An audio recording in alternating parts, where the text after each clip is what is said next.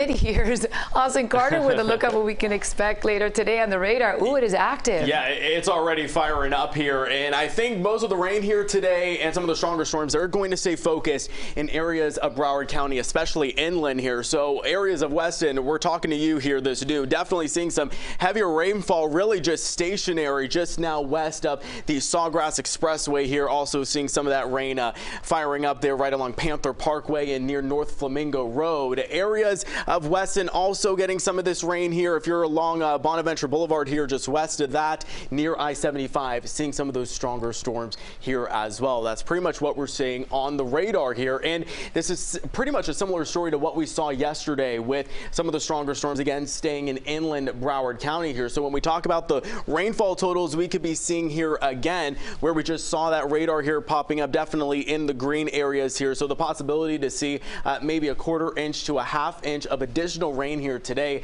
Some of these areas were already soaked, as I said yesterday, seeing about 2 to 3 inches of rain.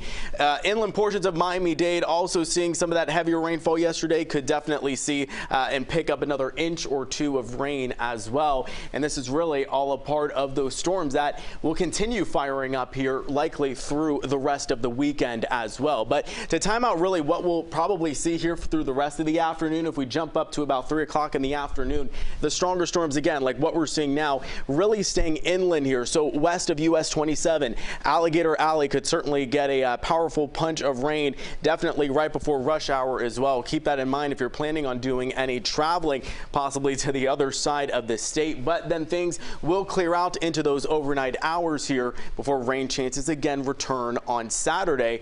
This time, though, they could get a little bit closer to the coast, and those storms will be a bit gusty. Today, we'll have that high of about 81. Keep in mind there could be that passing shower or storm likely inland and probably in Broward County. By Saturday and Sunday here for the weekend, the possibility returns for those passing showers, but as we have this east wind move in, those storms could get gusty at times. By Monday and Tuesday, we'll start to heat up to temperatures in the mid-80s, and thunderstorm chances also return on Tuesday.